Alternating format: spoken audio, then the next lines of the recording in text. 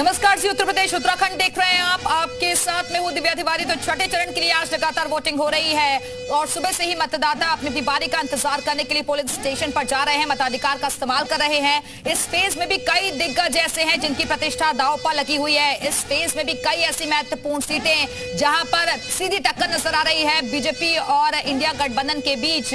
कहां पर किसका मुकाबला किसके साथ है वो हम आपको ग्राफिक्स के जरिए बता रहे हैं। कहां पर कितना परसेंटेज रहा है अभी तक वोटिंग का, वो भी हर अपडेट सबसे पहले जी उत्तर प्रदेश उत्तराखंड अपने दर्शकों तक पहुंचा रहा है और लगातार अपडेट्स भी सामने आ रहे हैं। इसके लिए सीधे रुख करेंगे न्यूज रूम का। दीपाली हमारे साथ मौजूद है। दीपाली,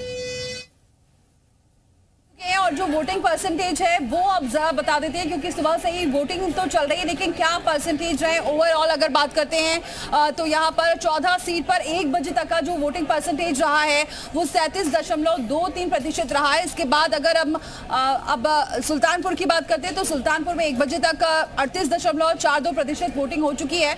तो वहीं प्रतापगढ़ में 1 बजे तक 36.01% मतदान हो चुका है। फूलपुर की बात करते हैं तो फूलपुर में भी अब तक जो वोटिंग परसेंटेज रहे हैं 1 बजे तक के वो 33.05% रहा है अब तक का मतदान। इलाहाबाद की बात करें तो 34.06% रहा है।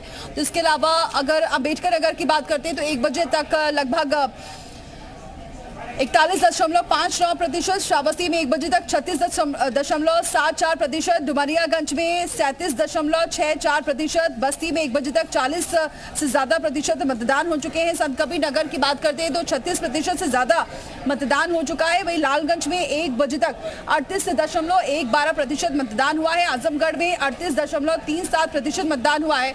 तो जौनपुर में 37.41%, तो मछली शहर में 1 बजे तक 37 से ज्यादा प्रतिशत मतदान हो चुका है। वहीं भदोही में 1 बजे तक 35.82% रहा है। लेकिन ओवरऑल बात करें तो 37.23% रहा है। उम्मीद ये की जा रही है कि जो पिछला चरण था, 5वां चरण था, उससे इस बार का जो रिकॉर्ड है वो टूट सकता है।